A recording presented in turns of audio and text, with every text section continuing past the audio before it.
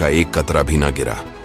जब लोगों का भूख और प्यास से बुरा हाल हो गया तो उन्होंने आपस में मशवरा किया कि ये सब मुसीबत हमारे ऊपर इस वजह से आई है कि इदरीस अलैहिस्सलाम ने अपने खुदा से कहकर बारिश रुकवा दी है, और वो खुद कहाँ चले गए हैं इस बात का कोई पता नहीं। फिर उन्होंने फैसला किया कि सब मिलकर तौबा करेंगे और अल्लाह से दुआ करेंगे कि वो बारिश बरसाए। वो सब एक जगह इकट्ठे हुए, अपने सरों में मिट्टी डाली और रो रो कर अल्लाह से माफी मांगने लगे।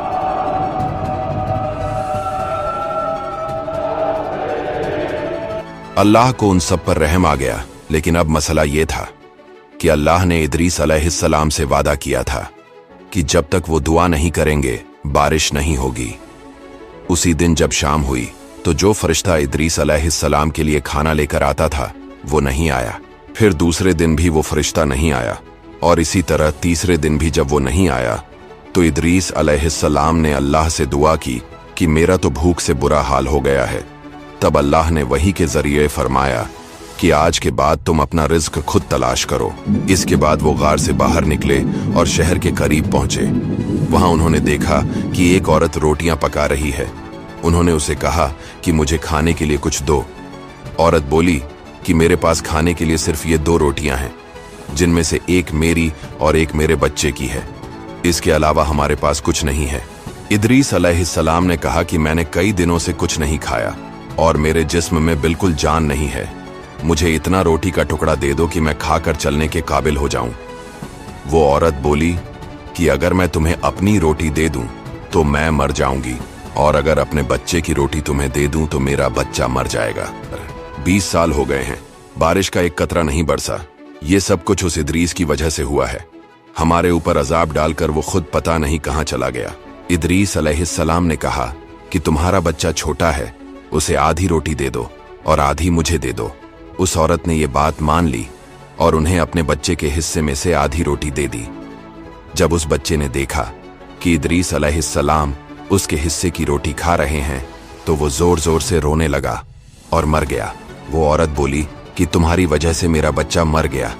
इदरीस अलैहिस्सलाम ने कहा कि घबराओ मत, मैं अल्लाह के हुक्म से उसे अभी जिंदा कर देता हूं।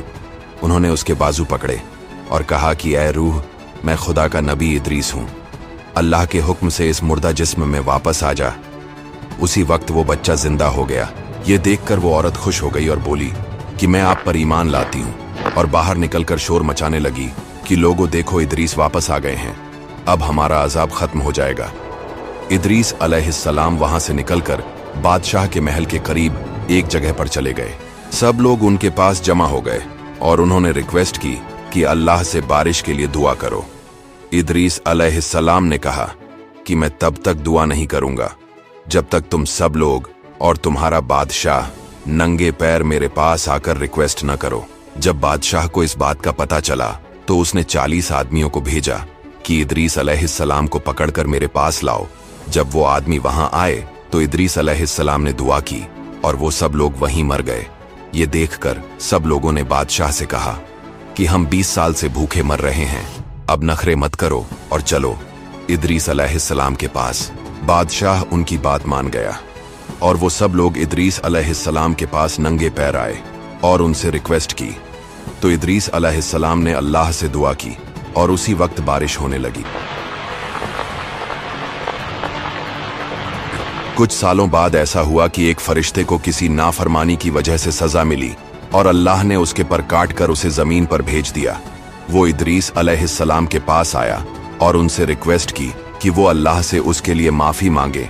इदरीस अलैहिस्सलाम ने अल्लाह से दुआ की तो अल्लाह ने उस फरिश्ते को माफ कर दिया। फिर वो फरिश्ता उनसे बोला कि इस एहसान के बदले अगर आपको कुछ चाहिए तो बताइए। इदरीस अलैहिस्सलाम ने कहा कि मैं मलिकुल मौत से मिलना चाहता हूं।